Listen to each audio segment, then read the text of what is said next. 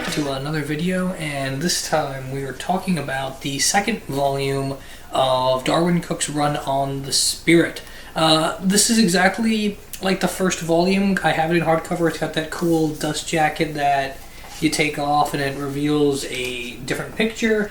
Although interestingly, I think the first picture for the first volume looks really cool. And this one kind of thematically ties into what we get here, because what we have essentially here is like the spirit about to be eaten alive or other unspeakable things by a bunch of really, really attractive women that he knows. And that's kind of what we play with here. We kind of play with the spirit as a womanizer, the spirit as a male sex fantasy, that kind of thing.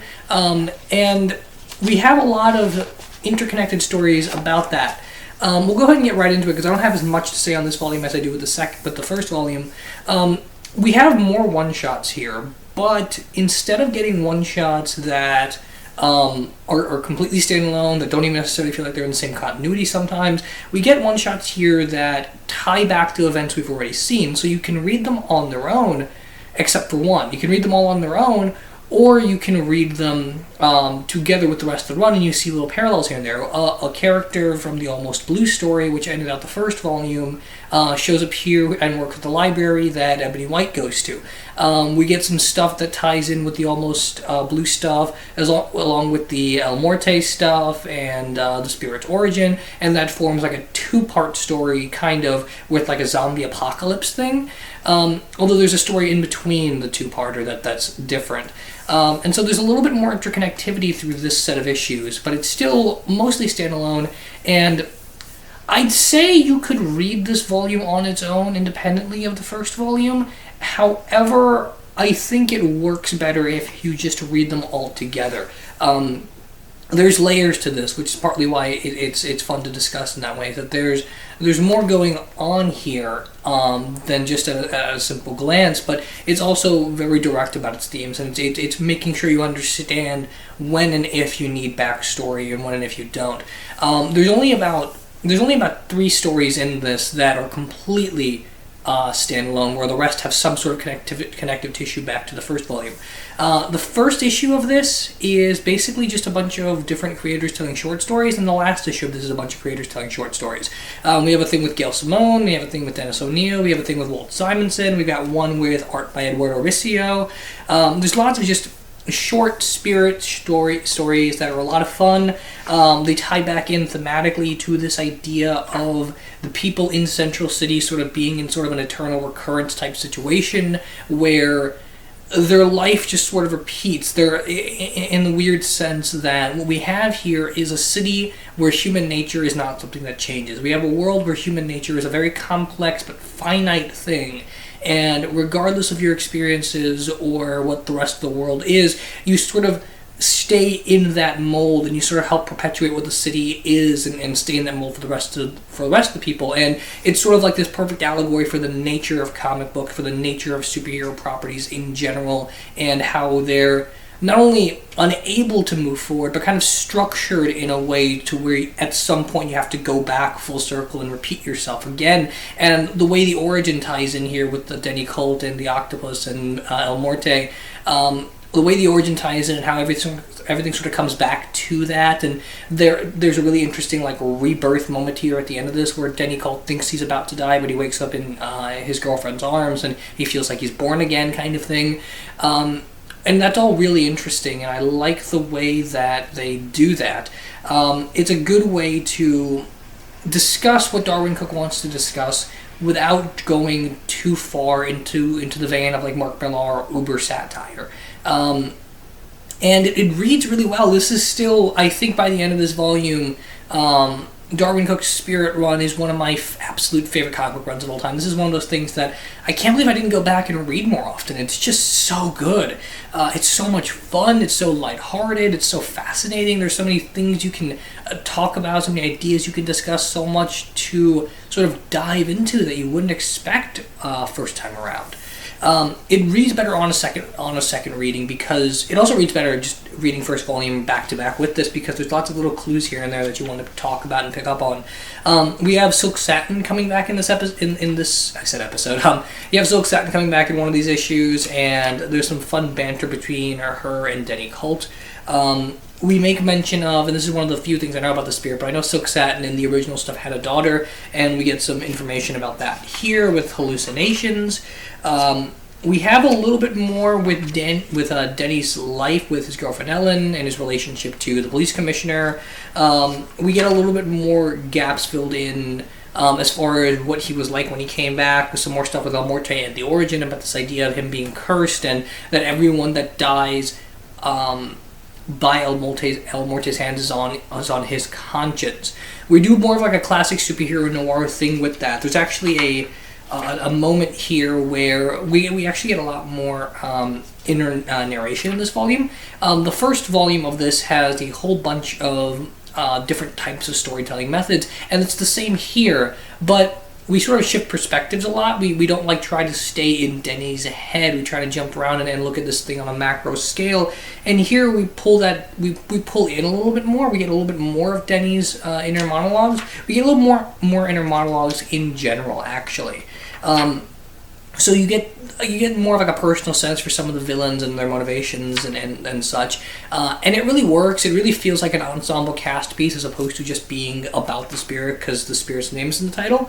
The other thing here is that Darwyn Cooke continues to move things really forward and talk about more progressive issues and put the Spirit's pulp adventures in a more modern context. You got stories here about, again, 24-hour media coverage, sensationalism, non-binary gender choices, identity stuff, police corruption. There's an entire issue that's a parody of the news cycle where you see characters that are parodies of Bill O'Reilly and Stephen Colbert and Anderson Cooper and Wolf Blitzer, making fun of CNN, making fun of Fox News, making fun of YouTube, making fun of like Megyn Kelly, that kind of thing. Like there's lots of very, very stark modern criticism of politics and news and that sort of thing.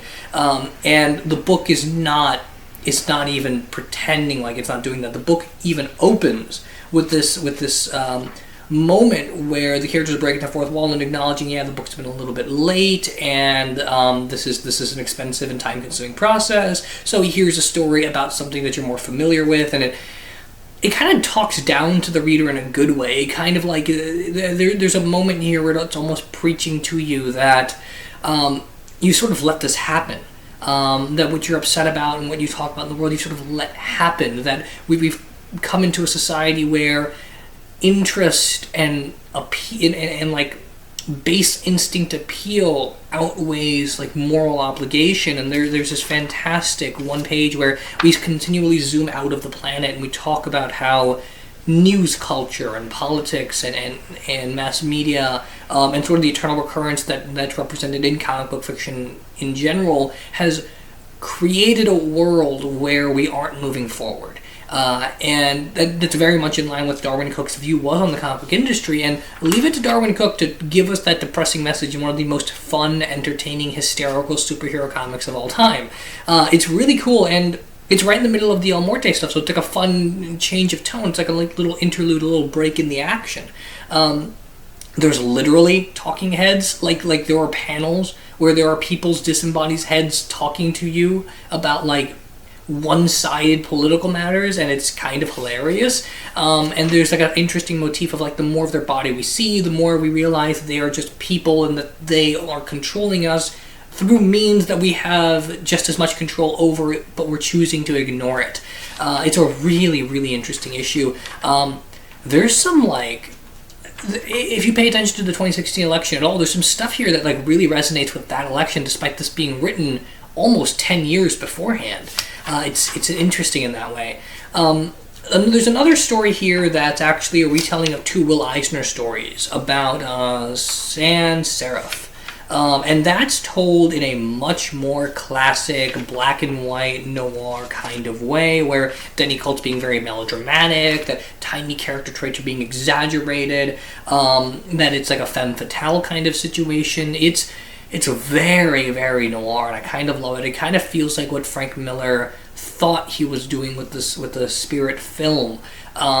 A lot of this book feels like what Frank Miller thought he was doing with the Spirit film, commenting on the comic book industry, taking us back to what Will Eisner was trying to do, playing up the noir, playing up the superhero fiction meta commentary, playing up like the adventure escapist vibe. A lot of this is Frank Miller's The Spirit done right, and unlike most people, I don't hate Frank Miller's The Spirit film. It's got lots of problems, but just on a pure pleasure level, I kind of enjoy it. I think it's a fun watch. It just doesn't make any sense, and it's not a very good movie. It's just like a fun movie. But here, that's all that's done right. Here, it's all kind of working. All the cylinders are fire. Everything's firing at full cylinders. The stuff with Sans Serif and Denny Coates' relationships really interesting. The stuff with Sans Serif and the stuff with his girlfriend Ellen are both really interesting, and they're both well-drawn characters. There's some nice backstory stuff for both of them that I really enjoy. My only one complaint about this is maybe that just comes from me not knowing much about the Spirit, but can the Spirit heal? Does he have like a healing factor? If he dies, does he just come back? Because he talks in this a lot like he just survived the accident that was supposed to kill him, and it's a second life, but that life must end too. It doesn't... The way the book reads, it feels like Denny can die just from like a gunshot wound or something, like a normal person. But then sometimes I get the vibe that, no, it's more like he is sort of a spirit, that he can recover from things that normal human beings potentially can't. And it's, I don't know, it's kind of confusing. It's more confusing in the Sans Serif story, just because it's more exaggerated. So, I don't know, if someone reads more of the Spirit than I do, go ahead and fill me in on that, because I don't really know if he has a power set. Although sometimes it feels like he does, and sometimes it feels like he doesn't. This is mostly written and drawn by Darwyn Cooke. There's a couple of things here and there where Jay Bone finishes up the art. There's some things here where like the opening and closing of this particular trade has like a bunch of anthologies by different writers and different artists. But Darwyn Cooke is still sort of like the spearhead for all of this. Like I said, it reads magnificently on its own, but it reads even better altogether. This whole run by Darwyn Cooke is just quickly just becoming one of my all-time favorite comic book runs. It's just so good. There's so much I can say here, and I'm kind of like trying to blow through it, because ideally what I would do is I would go through and talk about each issue individually, each story arc individually, each character relationship individually, but that defeats the purpose of this. Like, this is the kind of book that you get possessed by. This is the kind of thing where like you feel it in your hands, and it makes you want to read it. It compels you. Like, for someone like me, for people like me that like reading, there is kind of like a smell to a library, the smell of an old book, the smell of a new book that you kind of get intoxicated by, and you want to keep reading. Even if you're not a book person, I feel like just holding this makes you into one. There's something about this, just from page one, you open it up and you know what you're getting into, you know what kind of stories are being told, you feel Darwyn Cooke's passion for this, you understand the criticism and the meta-commentary, and it's not in your face, but at the same time is extremely obvious. It's told so well, it kind of feels like definitive Darwyn Cooke to me. I still think New Frontier is the best thing he's ever done, but like this is just for me personally like the perfect encapsulation of what his career represents, what his criticism of comic books represent, what his love of comic book represents, what he can do with art and writing, how he sometimes doesn't need dialogue to convey certain things, how he can sometimes convey things in dialogue that art just isn't capable of. Like, his balance is astounding. His ability to make like a traditional sort of purely male fantasy turn into something more universal is just brilliant. It's a really good read. I absolutely love it. I highly recommend checking it out. Now that Darwyn Cooke has died, I think that these have actually gone up in price quite a bit. But if you can find it, please, please, please read it. I think it's absolutely brilliant. There's just so much I want to say about this. There's so much like I want to write about this. And it further cements the weight of Darwyn Cooke as one of the greatest comic book artists and writers of all time. That he's got the Jack Kirby quality for people that don't like Jack Kirby. He's got the Stan Lee vibe for people that don't like Stan Lee. Like, he's sort of the perfect amalgamation of everything we know about comics distilled into this small perfect essence. And losing him, losing his voice, feeling his impact, and knowing we're not going to get more, it's just depressing. He had an incredible career. I just finished reading this, and I just want to go back and I want to read it again. It's ridiculous. It's one of those things where, like, I want to go back immediately, and that doesn't happen, you know? Sometimes you read something, you watch something, and you let it digest in your mind, but here it's like, it's over, and I instantly want to, like, replay, you know? It's that kind of thing. It's incredible. I highly recommend it. If you can find these issues, find these issues. If you can find these trades, find these trades. It's absolutely brilliant stuff. Thanks everybody for watching. Let me know what you guys think in the comments, whether you agree or disagree with anything I said, and I'll see you next time with another video.